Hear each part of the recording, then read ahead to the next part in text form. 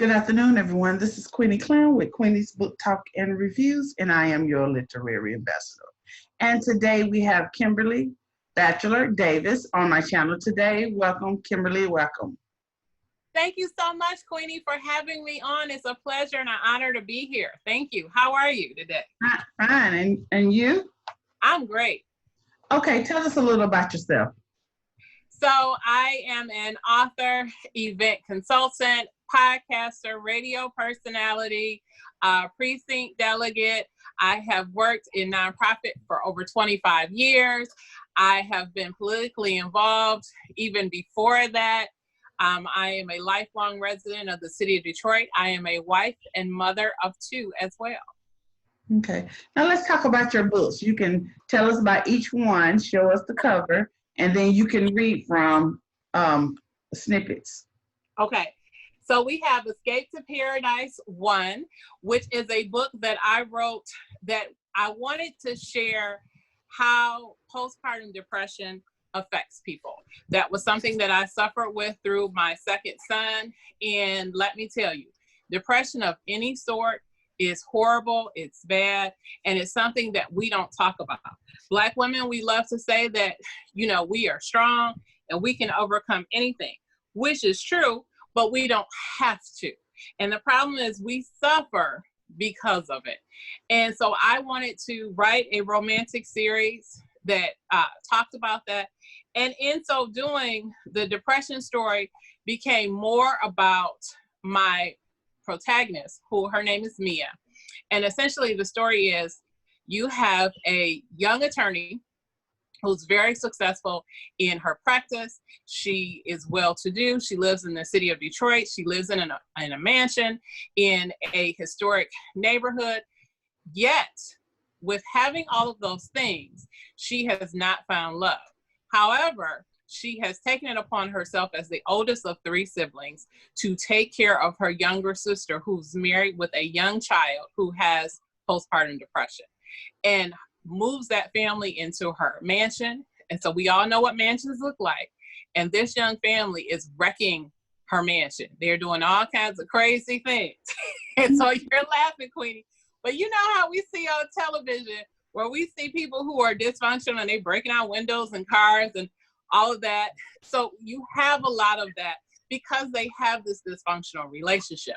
And so because the secondary character, Lisa, who's the sister, has this, she is in denial. How many of us are walking around with pains and hurts, yet we are in denial? And because we're in denial, we end up hurting other people. And I always tell people, hurt people hurt people. And that's what happens. If you haven't healed from something, you ultimately will hurt someone. And throughout this story, and this is the second book, this is called Escape to Paradise Book 2. There are actually 3 books in this series. What happens, the brother sends the older sister on an all-paid vacation to a villa. And this is book 3, Escape to Paradise, book 3. And she meets the owner of the villa, who has a private jet, has a home in Las Vegas, owns the villa in St. Thomas where they vacation, and has homes in multiple other places. He's a brother. He's not broke. And so their story is not about overcoming economics or income. It's about overcoming family bonds. And a lot of times, and I see this personally myself, you will have family members who literally will sacrifice themselves for another family member, whether it's depression, alcohol, drugs, sexual abuse, whatever it is, and they end up dying. And they end up living an unfulfilled life because they gave everything to that person. And I wanted to ask that question. What happens when someone sacrifices everything about themselves? And so over the course of 3 books, you get an opportunity to see my protagonist, Mia, and her sister go through their various struggles. You get to see Mia and her love, William, have this wonderful love affair, but you get to see because there's a cliffhanger in book 2, whether or not they're going to stay together and what actually happens and what resolutions come out of that. And is it okay to take care of yourself? And I tell women, as I'm also a public speaker on depression, motherhood, and writing, it is okay to take care of yourself. We have to pour from our own cups. That means our cups have to be filled, because if our cup is empty, we can't fill anybody else's cup up. Would you like to read a snippet from one of your books? I would. And hold on, I didn't mark it. So, all right, we ready? So I'm reading from chapter 4, and this is Escape to Paradise, book 1, and it's called Trauma. An old-fashioned double-shot glass shattered as it hit the floor. Several red dishes hit the wall. Goddamn asshole, get out, Marcus, Lisa screamed as she threw the dishes at Marcus. Mia raced down the stairs to the kitchen from her bedroom. What's going on in here? Marcus and Lisa were in a scuffle with each other. Marcus had pinned Lisa against the wall. She beat her fist on his head and neck. He held up his arms to block her hits. Lisa, calm down. I just want to see Jackson. Mia cleared her throat. Marcus, Jackson is asleep. Calm down and you can see him when he wakes up, Mia said. Lisa turned around and screamed at Mia. No, don't let him anywhere near my son. He can't leave me and then try to be a father. It's not going to work. Hot tears poured from Lisa's eyes. She slumped to the floor. Lisa hunched over in pain and agony as the tears poured furiously from her small frame. Mia stooped down to the floor to rub Lisa's back. Jamal, who's the brother, raced down the stairs and into the kitchen. His muscular, athletic frame cast a shadow across the doorway. He smoothed back his closely cropped, short, dark hair. Mia, Lisa, you two okay? Nervous energy raced through Marcus's body. He moved towards the back door. Jamal looked up at Marcus and fixated on him. Why are you here? I just want to see my son, Marcus stammered. It's been a couple of days since the last time I saw him. Jamal planted his feet firmly on the floor and flexed his muscles. He massaged his shin.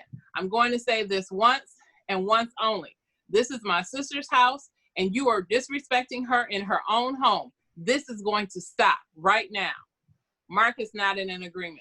Jamal, you know I don't have no beef with you, Marcus explained. I just want to do right by my son. You can come back later, Jamal said. Don't come here again to fight with my sister. Jackson is my son too, Marcus said. Nothing's going to change that. That is a quick example of some of the drama that you see within the book. And one of the greatest compliments that I got from people was that people said, Kim, that was so realistic. I know people, and they started telling me situations about people who were like that. And I was just like, oh, okay, this is cool. I'm glad I knew how to write that. So that was exciting. So what is your genre and what draws you to this genre? So I love romance. I am not your traditional romance person. You know, when we go to the drugstore, we go to the library, or we go to the bookstore, you have all of your Harlequin romances where the woman is gazing at the man with the rippled muscles. Those stories I read when I was in high school, and those were okay. But for me, I need a little bit more. I need some drama. I need some real life. I need what I like to call a Hallmark story. And I am a recent new Hallmark junkie. I didn't realize that Hallmark actually made stories that I like. My girlfriend is a Hallmark watcher, and she would say, Kim, you gotta watch Hallmark. I was like, oh goodness, why? So she could say, I love him. I said, no one cares. And then I watched the Hallmark movie, and it was a tearjerker, and it made me cry. And I was like, oh, I want to evoke that type of response in people when they read a book. You know, we read books to learn more. We read books to stretch our minds. We read books to dream, and sometimes just to escape. And for some of us, escape has to be a little bit more grown up than just she saw a boy, fell in love, and, you know, they went off into the sunlight together. But my genre is romance. I also write children's as well. Oh, okay. What authors inspire you? So my absolute favorite author is Stephen King. I've been reading horror since I was 12 or 13. And one day I'm going to write a horror novel. Of course, I love authors like Toni Morrison, Gloria Naylor. They write Black fiction that is soul-stirring, that tells our story, that moves us. I'm trying to think of the lady that wrote Stella Got Her Groove Back, but I can't think of her name at the moment. I read all of her books, and it's funny. Terry McMillan. Yes, Terry McMillan. Thank you. You know, it's funny. We read books, and then in life, we see those characters. We see people who are like that. And you know, my friends, we all love to read books, and so we'll be like, well, that's such and such character from such and such book. And so, you know, you just start to have those conversations. But it's great to be able to look at other authors and not necessarily mimic, but to be able to write alongside of them in that same category. Where do you get your ideas and characters from? Real life and my imagination. Quick story. So when I was a kid, my uncle would tell me this story when I grew up. He said, when I was very small, my cousin, who was a year older than me, their son, could read. And I wanted to desperately read, but it wasn't quite there yet. And so I would get a book and show people that I knew how to read, but I would read by the pictures. And I would create all these stories that weren't in the book. And my uncle would always say, that's not in the book. And I would hold the book like, no, it is in there. You just can't see it. And so my uncle had to remind me that I have been a storyteller since I was a child. I did not realize it. Of course, I didn't have anyone around me who was a storyteller or who was an author. And it wasn't until, for me, September 11, 2001 happened. And I thought the world was ending. And I said, God, what am I supposed to do in life? And what ended up happening was he redirected me back to writing. Oh, wow. Well, how do you market your books? So I use social media. I do book fairs. I do online events. I have my own personal website, which I can sell books through. I literally, you want to say you almost stand outside on the street corner. It's a little bit beyond that, but essentially, yes, I'm on the street corner. I am telling everyone I have a book. You know, in conversation wherever I go, I typically have my books with me to try and sell them. And so whether it's at church for an event, whether it's at any of the numerous organizations that I serve, if they have an event and will allow me to have a place for my books, I do that. When I do speaking engagements, I bring all of my books and reference that. I have a book that I wrote on my personal journey through depression called Conquering the Darkness. And typically whenever I speak, that book always sells really well. But then I tell people about Escape to Paradise and they're always like, oh, I want to read that. And so those books typically sell well as well. What has been your greatest accomplishment thus far as a writer? So for me, it might be a little nerdy. I was able to go on Amazon KDP. My books are all on Amazon as well as my website. And I could see that I had a book sold in Africa. For me, I was like, I am worldwide. I am a continent away. People have seen my book. I've had places that I would never even think of because of Amazon's reach, which is great, that they can actually purchase the book and like the book. Eventually, hopefully one day I would like to be able to have a book tour where I can go to some of these places where people actually can meet me and we can talk about the book, because that's the fun part, where you get to sit and talk with people and get an understanding of what they got from the book. Because what I may have written, they may have taken it somewhere totally different. I'm like, oh, okay. It's there. I wasn't thinking that, but okay. How do you feel about reviews, whether they're good or bad? Reviews are necessary. If you get great reviews, it's a wonderful thing. But we need to have bad reviews because it's like criticism. And in this business, you have to have a really thick skin. I have a office drawer of rejection letters of places that I've sent. Some really nice. A couple are, most of them are, thank you very much for sending it. Your work is lovely, but it's not for us. And you can get depressed by that. Mm-hmm. You can feel like, oh, I'm not supposed to do this. But I want to tell you that J.K. Rowling the author of Harry Potter, which has sold over 1 billion copies and is one of the most beloved book franchises, was turned down. She was told she couldn't write. She was told this story would never go anywhere. And someone loved it. George Lucas, who is one of my absolute favorite directors. One day I'm going to direct a movie. That is a goal of mine. And he talks about directing Star Wars. And he talked about how no one thought that Star Wars would go anywhere. And how many movies do we have? How much merchandise, memorabilia? You have Star Wars conventions and Star Wars toys. You have, if you know nothing about Star Wars beyond the movies, there are thousands of books that people have taken stories and totally changed it. And when you hear people talking about the fandom of something, they're talking about a lot of times the legacy that's included in the books. And is this going to be included in the book? And so I think a lot of times people don't really understand how important books are, not just to movies, but to individuals who like to read. Right now we're in COVID. I encourage everybody, if you do nothing else, read a book. Mm-hmm. Read a book. It will take your mind off of all of this craziness that's going on and maybe help you escape and feel a little bit better.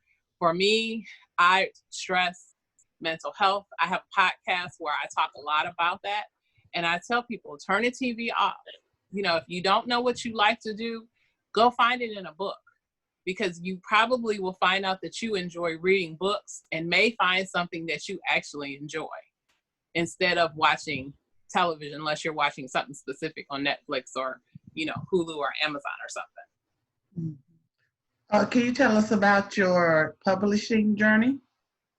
Yes. So initially, when I started off, I had big dreams and big stars, and I was like, I'm going to be published.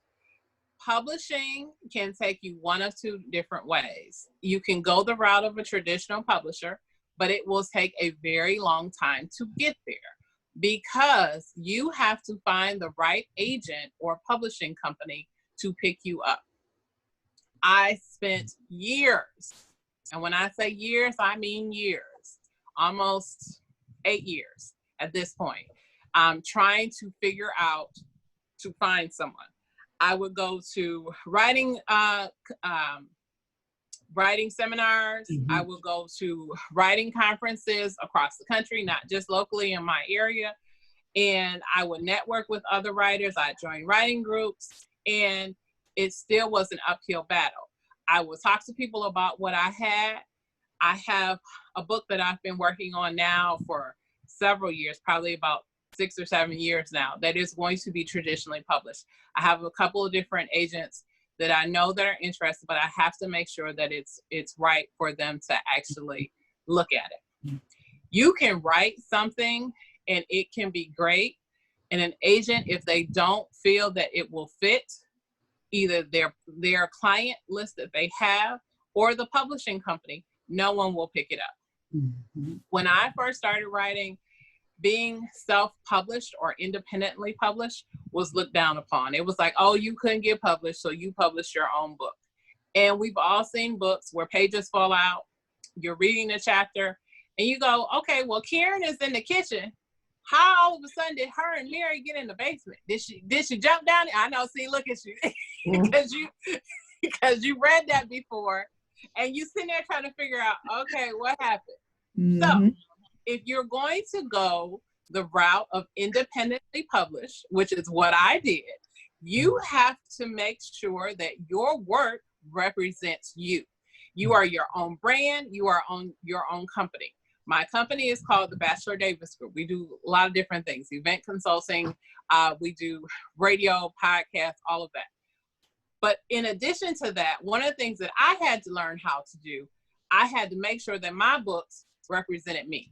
One, I did not want to have a book be criticized like that, where I had a page that fell out or a character was someplace and nobody could figure out. So the way that you do that, you have to hire an editor. You have to hire a designer for your book cover and the back cover and the spine, because all of those are important. You have to purchase an ISBN. You have to purchase your own copyright. I have what's called a typesetter. So when I'm done typing my manuscript in Microsoft Word, I hire someone to make the book look like a book, like it looks like in a book, because I can't take a manuscript myself and do it. Now, someone is probably saying, oh, she got a lot of people that work with her, and that's probably a lot of money. You have to negotiate and do everything. Just like we talked about marketing, you're responsible for your own marketing. You're responsible for the selling and the distribution of your book. You're also responsible for all of the creation of the book. And once the book looks like the way that you want it to look like, then you go ahead and upload it, which is what I do, to Amazon. And Amazon will shoot me a proof back. I see it, I like it, and I approve it. I can order a physical copy. They will send it to me, and I can approve it to make sure that everything works. I have done this before because I had one of my children's books. They had duplicate pages in there, and nobody caught it until I saw it. And I was like, oh, no. And I ended up having to send it back because it was wrong. And they fixed it. But again, that is something that I am solely responsible for. And so being independently published is great because all the profits go to me outside of the people that I pay. But again, it is my responsibility to make sure that everything represents me. You good? Okay. You have your children's books with you? I do. Okay, you can tell us about your children's book and read one from there. Okay. So the first book that I have is called Rose and the Enchanted Seven. This is the very first book that I ever wrote. And this story was an adaptation of Snow White and the Seven Dwarfs. And it was supposed to be featured in an anthology. The anthology fell apart, and the person who had my book said, Kim, this is a really good story. You should publish it. And so this was the very first book that I actually published. And I'll read a little bit from this book. The second book that I want to tell you about is Look, Daddy, There's a Bunny. And Look, Daddy, There's a Bunny is about a father and his two sons as they take a walk through their neighborhood. For my children, I have two sons, so I'm a boy mom. And I'm also an avid reader. And whenever we would go to the bookstore, I could never find books that reflected them. I couldn't find anything that was positive outside of, little boy grew up in a home without a father. I'm like, no, you have two parents. We're really normal according to society. And I wanted them to feel like they were normal, not exceptional, normal. And the reason that I say that is because a lot of times I think when books are written or books are said, people like to say that when Black people or African-American people or folk of color, however you identify yourself, are doing well, that makes you an exception. It does not. There's more of us that are doing well than are not. And unfortunately, it's a stereotype and a myth that is perpetrated throughout society. And it's unfortunate. And I didn't want my children having to grow up in that. And so, all right, I'm gonna read from Rose and the Enchanted Seven. And Princess Rose lives in our mayoral mansion in the city of Detroit, which is called the Manoogian Mansion, but here it's called the Manoogian Castle. And she lives in the ancient kingdom of Detroit. So this was almost like a love letter to my city. My princess, we must protect you at all costs, Juan said. Hurry, princess, leave this place. I feel a great darkness coming. A wave of apprehension swept over Juan. Quickly, he turned and disappeared into the heart of the sacred forest. The wind rushed into the forest, bending the trees in different directions, rising in one fluid motion. Berrien cleaned up the tea party and said goodbye to Francis and Bella. Princess Rose turned on her heel with Berrien and headed to the castle. The wind picked up again and the leaves rustled in a flurry around her. A gust of wind pushed Princess Rose to the ground. She heard sounds, muted and sharp at the same time. Howls and screams accompanied the wind as it surrounded Princess Rose. Black fear settled over them and whispers drifted across the forest. Death is on its way, the whisper said. Run, for the evil ones roam about looking for the innocent to devour them. Princess Rose, Barian shouted, run to the castle and take shelter. This is a sign of dark magic, woodcutter magic. So again, using the adaptation of Snow White and the Seven Dwarfs, I have the princess and evil queen, of course. And instead of the woodcutters being helpful, the woodcutters have a dark evil magic that they use, and they are controlled by this great evil. And Princess Rose is the key to bringing peace and unity back to her kingdom. What has been your favorite thing about writing books for children? The look on their faces when they see characters and they go, she looks like me, or he looks like me. Or so in Look Daddy, There's a Bunny, we have animal identification. So for example, we have a picture of a skunk. And so when I read to kids, I'll say, can anybody tell me what this animal is? And they'll be like, oh, it's a skunk. And I said, do skunks smell good, or are they stinky? And everybody always falls out, they're stinky. And they tell me all these stories about how either their dog got sprayed by a skunk, or how somebody in their family got sprayed with a skunk, and they came in the house and the house, was stinky. And so possums, lots of little kids were familiar with possums, but didn't understand that possums play dead and why they do that, or even raccoons and the different things that they eat. So we have conversations about what's in your neighborhood. And Look Daddy, There's a Bunny is about a father and his two sons as they take a walk through their neighborhood and they rescue a bunny from a big bad cat. That was a situation that actually happened. I was at a friend's house and I saw a big cat chasing a baby bunny. And that was one of those things that always stayed with me. And so when I wanted to write a story, I said, oh, let me incorporate that into the story that I want to write today. What's one thing you would like for your readers to know about you? I am passionate and zealous about my work. I am passionate about all of my characters. I try to make them as realistic as possible. There ultimately is a part of me that is in every character. I take an aspect of myself. For example, in Escape to Paradise, both characters, Mia is driven, takes care of people. That is very much my personality. Her sister Lisa, who was going through the trauma of postpartum depression when she was having her meltdowns, that was also very much part of me. I took essences of my personality and compartmentalize them into each character. But I try to create things that are positive, that are uplifting, and that help us think differently about stories that I write about and the topics that they cover. What are you reading now? I am reading a book called The Discovery of Witches. I also like supernatural. As I told you, I've been reading horror since I was 12 or 13. And The Discovery of Witches was a BBC show. And it was on last year. I hadn't had a chance to read the book. And typically my rule is you always read the book first before you see the movie. And I watched it and fell in love with what I saw on the screen and bought the books and wanted to see it. I also have the trilogy for Crazy Rich Asians because I fell in love with that movie when I saw it as well. Mm-hmm. How can readers find you and your books? So you can find me at www.kimbdavis.com. That is my personal website.